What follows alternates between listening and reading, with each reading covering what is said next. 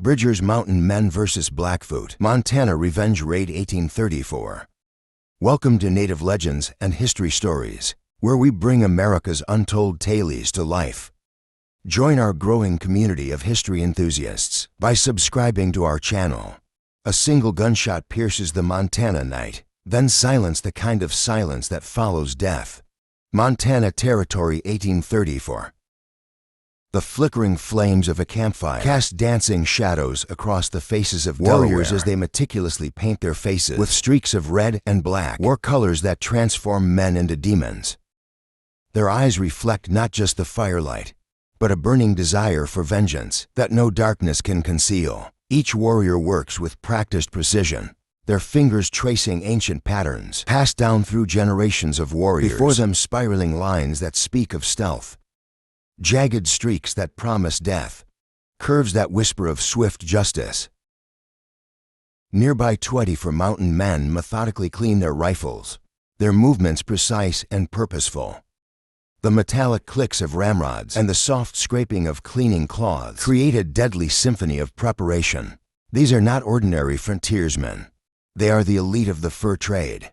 Men who have survived countless encounters with both nature's fury and human adversaries. Their weathered faces and calloused hands tell stories of years spent in the wilderness, where every day is a battle for survival.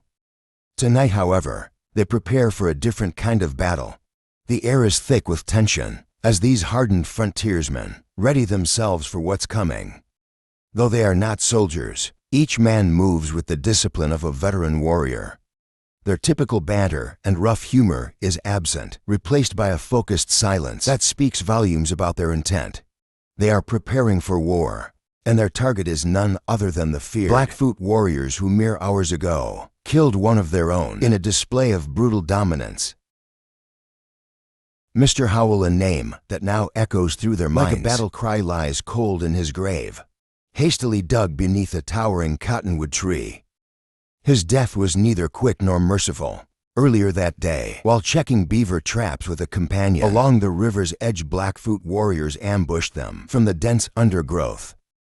His companion, a young trapper named Thomas, managed to escape by diving into the swift current. But Howell wasn't so fortunate. The Blackfoot warriors, known for their tactical prowess, had positioned themselves perfectly, cutting off all escape routes except the one they deliberately left open. A cruel trap that Howell couldn't navigate. What followed was a display of brutality, designed to send a message to all who would dare trespass on Blackfoot lands. They forced him to endure an agonizing death, in full view of his helpless comrades, who had been drawn to the scene by the initial shots, but were too far away to intervene. Howell's screams carried across the prairie, until silence finally claimed him. Each moment of his suffering etched permanently into the memories of those who now prepare for revenge. Now, as Delaware scouts perform their ancient war dance around the central fire, their moccasins beating a rhythm into the earth like a gathering storm, the mountain men huddle in groups of 3 and 4, their whispered plans of revenge mixing with the smoke that rises into the filled sky. The Delaware movements grow more intense, with each passing minute a complex sequence of steps and gestures that summon the spirits of war. Their bodies become fluid shadows, their paint-streaked faces appearing and disappearing in the firelight like vengeful spirits.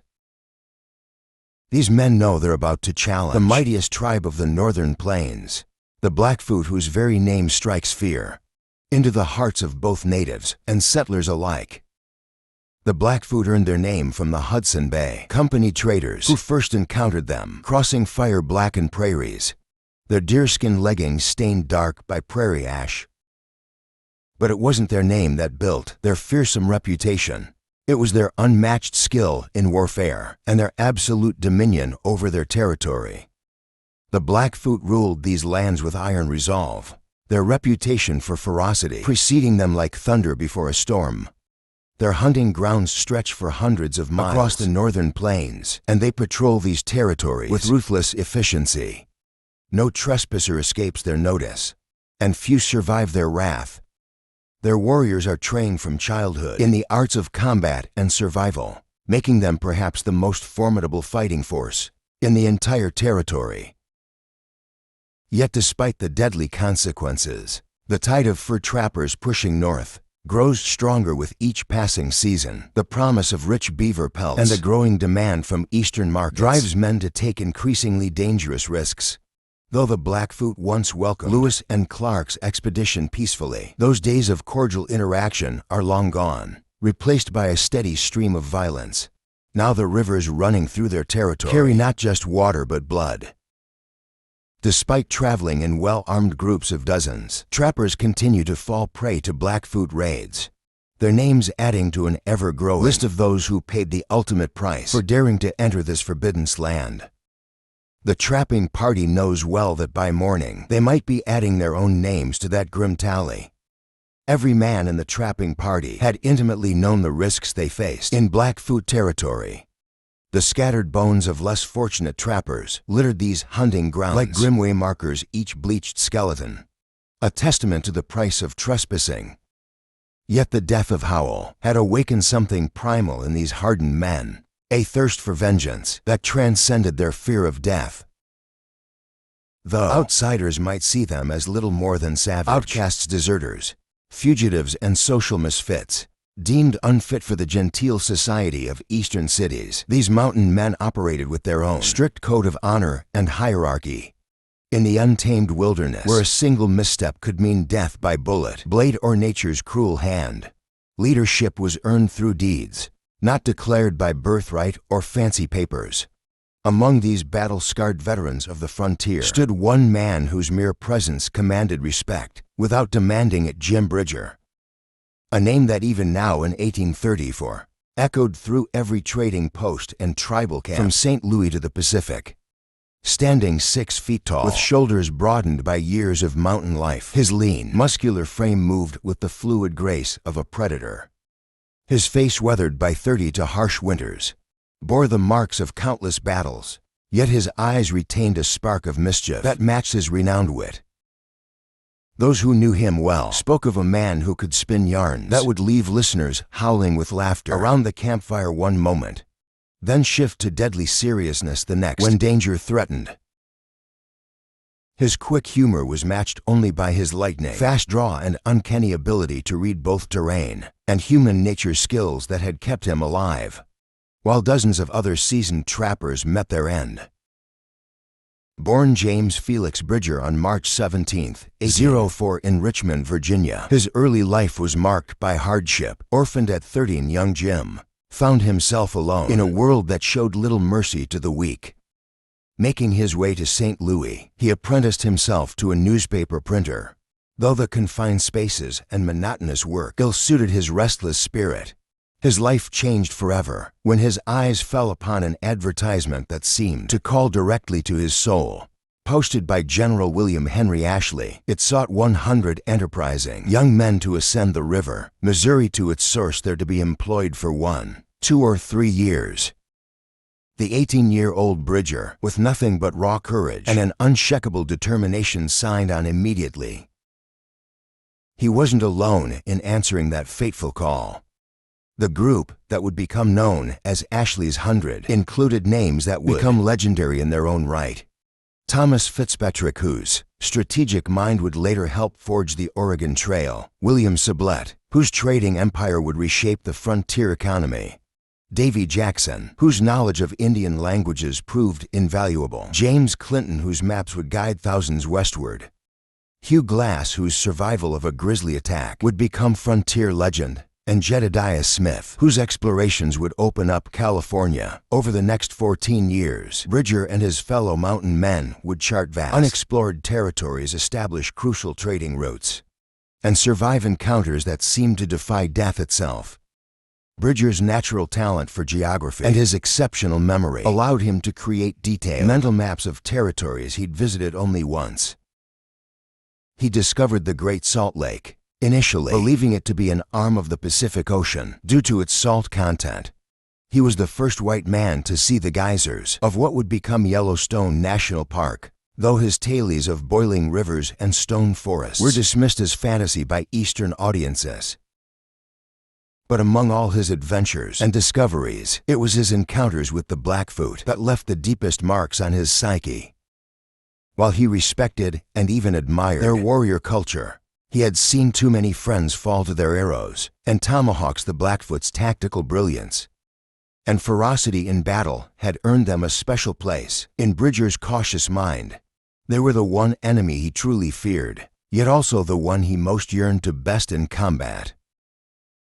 Now, as the war party makes its final preparations, Bridger sits astride his horse with the stillness of a mountain lion before the pounce around him. His men move with practiced efficiency, knowing their leader's reputation for avoiding bold speeches or dramatic declarations. They wait for his command with the quiet anticipation of veteran warriors who trust their commander's judgment without question. His instructions, when they come, are characteristically brief but clear. Locate the Blackfoot camp. Strike without warning and press the attack until the enemy is driven from the area. The terseness of his words carries more weight than any lengthy oration could. His men understand that this is not merely about revenge, it's about sending a message. Even the mighty Blackfoot are not invulnerable. Like shadows melting into darkness, the war party moves out under the cover of night. The Delaware scouts take point, their moccasined feet finding purchase on terrain that would betray lesser men with a misplaced step or snapped twig. These natives, trained since they could walk in the arts of stealth and tracking, move with a grace that even the most experienced mountain men can only marvel at. Their ability to read the land, every bent blade of grass, every disturbed pebble, every broken branch, speaks of generations of hunting and warfare expertise passed down through blood and bone. Behind them, 24 mountain men advance in a loose formation that minimizes their silhouette against the starlit sky. The freezing wind whips across the prairie, carrying with it the promise of dawn still hours away. Each man fights an internal battle between the burning desire for revenge and the need for tactical discipline. Their breath forms small clouds in the frigid air, their fingers tight on their rifle stocks, their eyes constantly scanning the darkness for any sign of movement. After 2 hours of careful advancement through the rolling terrain, the Delaware lead scout raises his hand, a signal that freezes the entire column in place. Ahead, barely visible in the pre-dawn gloom, lies the Blackfoot camp, but something is wrong. The sentries are already alert, their sharp eyes having caught some sign of the approaching force. As the war party watches, the entire Blackfoot camp springs into action with practiced efficiency. Warriors taking up defensive positions in a dense grove of cottonwood and willow trees that borders a small river. The natural fortress provides the Blackfoot with substantial cover, thick trunks to shield against bullets, low branches to obscure sight lines, and the river at their backs, offering both protection and an escape route if needed. It's the kind of position that would make any military commander think twice about a frontal assault.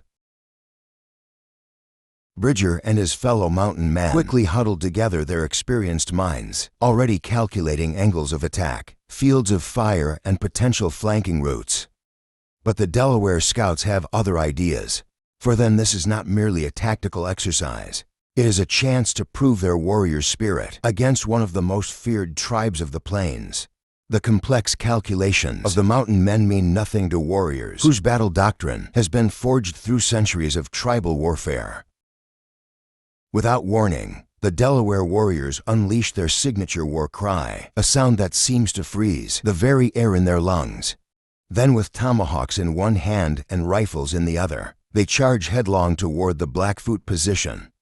Their attack is so sudden, so ferocious that it catches even their mountain men allies by surprise. The Delaware warriors crash into the thicket like a human thunderbolt, their war cries mixing with the sharp crack of rifles and the meaty thunk of tomahawks finding their marks. The sheer audacity and violence of the Delaware charge creates an illusion that works to their advantage. The Blackfoot, unable to accurately count their attackers in the chaos and darkness, believe they face a much larger force. The psychological impact is immediate and devastating. Rather than stand and fight against what they perceive as overwhelming odds, the Blackfoot warriors begin a fighting retreat. The scene becomes a chaos of muzzle flashes, war cries, and the sounds of close-quarter combat among the trees. Through gaps in the foliage, the mountain men can see Blackfoot warriors emerging from the far side of the grove, making their way into the river. These proud warriors, known throughout the plains for their fighting prowess, are now reduced to swimming for their lives, holding their precious rifles above the water as they paddle one-handed toward a small island midstream. The tactical situation has transformed. In a matter of minutes, the Blackfoot, who moments ago held a strong defensive position, now find themselves trapped on an exposed island. With minimal cover, the trappers and Delaware scouts, their initial surprise at their allies' impetuous charge now giving way to professional appreciation, begin taking up carefully chosen firing positions. Along the riverbank, the mood among the attackers shifts dramatically. As recorded by Isaac P. Rose, a fur trapper present at the battle, in his memoir "For Years in the Rockies," it may appear strange to our readers, yet it is nevertheless true, that the feeling experienced by the trappers when about to make a raid on a band of hostile Indians resembles those of our country friends when going to visit a circus. It is relaxation from their usual employment, and a good time for fun, frolic, and adventure is expected. This seemingly incongruous comparison speaks to the complex psychology of frontier warfare. These men who lived their lives in constant danger had developed a peculiar relationship with violence. What others might see as a terrifying life-or-death struggle, they approach with an almost festive anticipation. The very real possibility of death had become so commonplace that it had lost its power to inspire fear, replaced instead by a kind of grim exhilaration. The trappers and Delaware scouts, now in complete control of the situation, settle into their positions with the relaxed confidence of seasoned hunters who know their prey can't escape. The night's tense approach and chaotic assault has given way to something that, to these hardened men, feels almost like leisure. A deadly game of cat and mouse where they hold all the advantages. Each trapper has chosen their position with surgical precision, some behind thick-trunked cottonwoods, others concealed within dense clusters of sagebrush. All within 200 yards of the island, their rifles primed and ready, wait for any glimpse of movement from their trapped quarry. The methodical nature of the exchange takes on an almost ritualistic quality.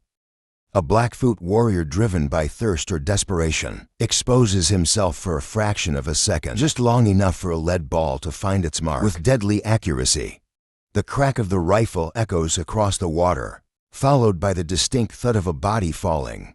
The trappers have turned this deadly confrontation into a macabre shooting gallery, their experienced eyes and steady hands dealing death with clinical precision.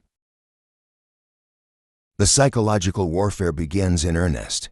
A Blackfoot warrior raises his breechcloth on a stick. Above their cover, a classic ploy to draw fire. Within seconds, a trapper's bullet tears through the cloth, sending it fluttering into the river. The success is met with whoops and hollers from the trappers, their celebration, a stark contrast to the lethal nature of their work. Not to be outdone, a trapper named William places his wolfskin cap on his ramrod, lifting it just above his hiding spot. A Blackfoot marksman's bullet punches through it almost immediately, adding another hole to the well-worn fur. The hours drag on, punctuated by sporadic gunfire and the occasional cry of triumph or frustration. Despite the deadly stakes, an almost carnival-like atmosphere develops among the trappers. This peculiar mood is suddenly interrupted when Mark Head, a trapper, known throughout the territory for his distinctive nasal twang, takes a grazing shot to his upper arm. "I've been shot." Heady's unique voice carries across the firing line, though the words are unclear to those further down the bank. "What's he saying?" someone calls out. Another trapper, misinterpreting the distant cry, shouts back, "He says he shot an Indian." Head's indignant voice cuts through the confusion. "No, I didn't either. I said I was shot myself." The revelation that their comrade's wound is superficial, combined with his characteristic outrage, sends the trappers into fits of laughter that momentarily drown out the sounds of battle. But while the trappers find dark humor in their situation, no such levity exists among the Delaware scouts or their Blackfoot enemies. Generations of warfare and mutual hatred have carved deep scars between these tribes, and today's battle is merely the latest chapter in their blood-soaked history. As the afternoon wears on, one Delaware warrior decides to take matters into his own hands. With a daring that borders on madness, he guides his horse into the swift current, swimming directly toward the island. The other warriors watch in stunned silence as their brother-in-arms disappears into the underbrush at the island's edge. Moving with the silence of a hunting cougar, the Delaware warrior creeps through the dense vegetation. The Blackfoot, focused on the threats across the river, remain unaware of the deadly shadow moving within 50 yards of their position. With the agility of a mountain cat, the warrior scales a towering cottonwood tree, its thick branches providing both concealment and a commanding view of the Blackfoot positions. What follows is a display of marksmanship that will be spoken of around campfires for years to come. 3 shots ring out in quick succession, each finding its mark with devastating accuracy. 3 Blackfoot warriors fall before their companions can even identify the source of this new threat. The Delaware warrior's rifle speaks with the voice of centuries of tribal vengeance, each shot a payment for past grievances. But the warrior's success proves to be his undoing. After the 3rd kill, the Blackfoot finally locate his position. The air around the cottonwood tree erupts with gunfire. Bullets tear through leaves and splinter branches as the Delaware warrior abandons his perch, sliding down the trunk with remarkable speed. He sprints to his waiting horse under a hail of lead, somehow emerging unscathed from the fusillade. The warrior's return swim across the river is met with cheers and raised rifles from his fellow Delaware scouts, who celebrate this act of exceptional bravery, even as they provide covering fire for his retreat. His actions, though reckless, have demonstrated the fighting spirit that makes the Delaware such feared and respected warriors. As the sun begins its westward descent, the battle settles into a monotonous exchange of sporadic fire. Both sides maintain their positions, neither willing to risk a decisive move that might shift the battle's momentum.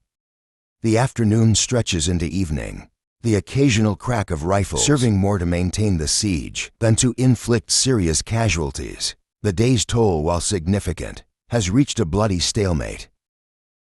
As darkness claims the battlefield, both sides are forced to withdraw. The trappers and Delaware scouts establish their camp near the river, maintaining vigilant watch through the night, their fingers never far from their triggers. When dawn breaks, they quickly position themselves to resume the battle, only to find the island deserted.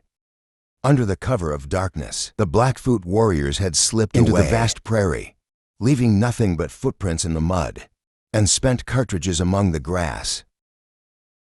The trappers returned to their daily routines, following beaver trails, setting traps, and tending to camp duties. Under Jim Bridger's leadership, the season proves profitable, each man's saddlebags growing heavy with valuable pelts. Yet this encounter marks only the beginning of their clashes with the Blackfoot.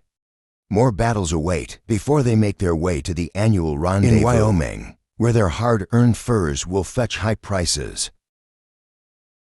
The trappers understand their position as unwelcome visitors in this harsh land. Despite their victories, they remain acutely aware that every stream they trap, every trail they follow belongs to the Blackfoot. The warriors of this proud tribe will continue to defend their ancestral hunting grounds with unwavering determination, making each day a deadly gamble for those who dare to venture into their territory.